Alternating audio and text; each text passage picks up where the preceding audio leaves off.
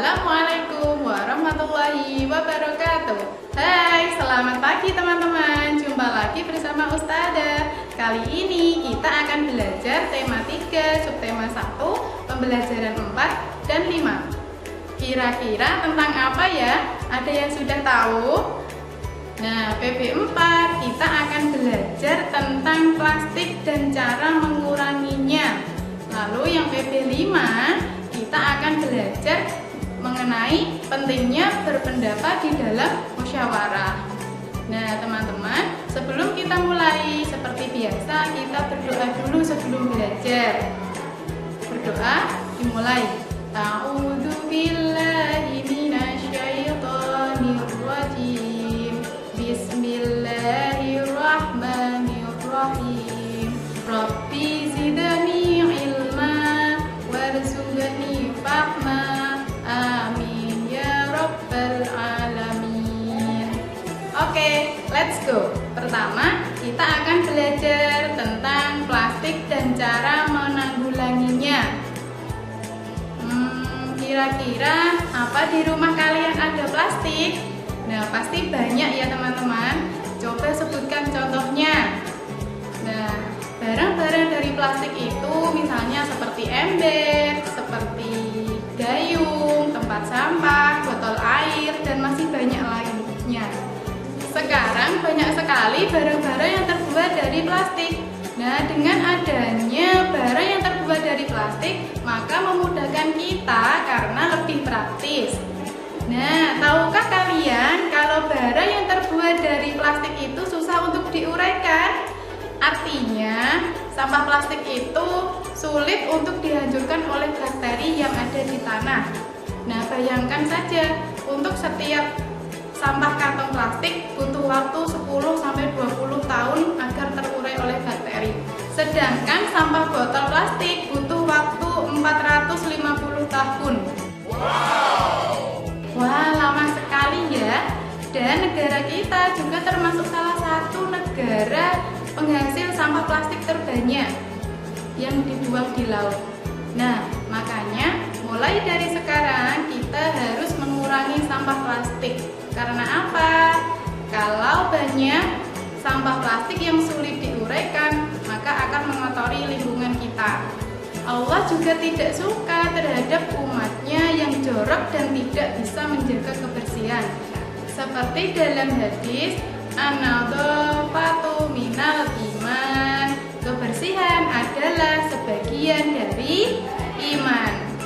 Lalu, bagaimana cara kita untuk mengurangi sampah?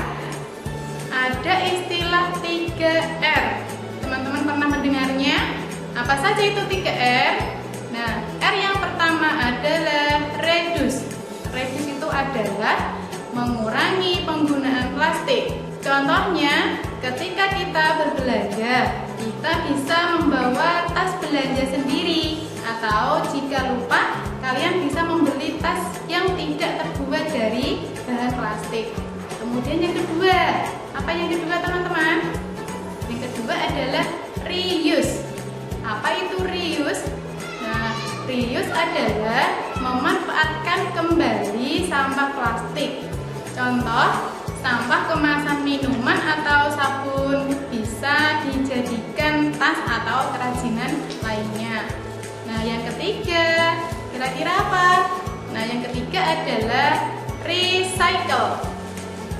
Apa itu recycle? Nah, recycle adalah mendaur ulang sampah plastik.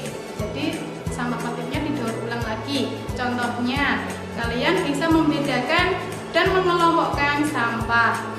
Nah, sampah ini nanti akan dibawa ke pabrik daur ulang untuk dijadikan produk baru lagi. Maka dari itu, mulai sekarang kita harus mengurangi penggunaan plastik dan gunakan plastik dengan bijak agar bumi kita terjaga kebersihannya. Nah, sudah paham ya? Selanjutnya, kita akan belajar tentang pentingnya berpendapat dalam musyawarah.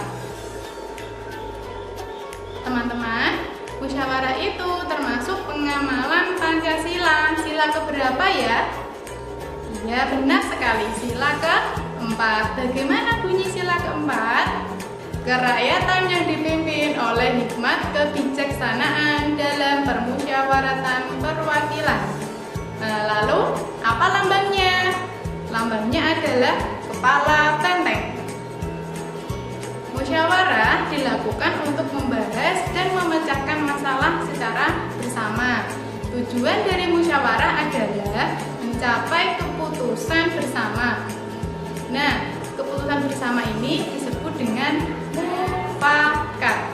Setiap anggota dalam musyawarah diberikan kebebasan untuk berpendapat karena mengeluarkan pendapat termasuk hak semua anggota musyawarah.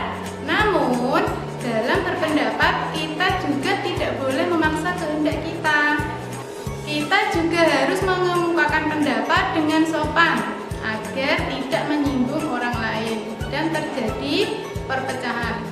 Seperti pada potongan ayat wa'tasimu bihablillahi jami'an wa la tafarraqu, yang artinya dan berpegang teguhlah engkau pada tali Allah dan janganlah engkau bercerai-berai.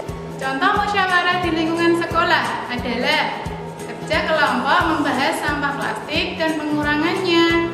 Dalam satu kelompok itu terdiri dari beberapa anak dengan pendapat yang berbeda-beda. Maka jika ada pendapat yang berbeda dengan pendapat kita tidak boleh marah. Karena tujuan dari musyawarah tersebut adalah menemukan solusi atau cara pengurangan sampah. Nah, adapun cara untuk mengemukakan pendapat antara lain: 1. Menyampaikan pendapat dengan sopan. 2. Mengutamakan kepentingan umum. Yang ketiga, kita tidak boleh memaksakan kehendak. Yang keempat, tidak memotong pendapat orang lain.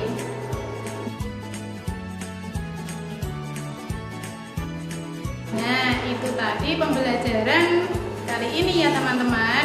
Semoga bermanfaat. Sampai jumpa lagi di pembelajaran berikutnya. Wassalamualaikum warahmatullahi wabarakatuh.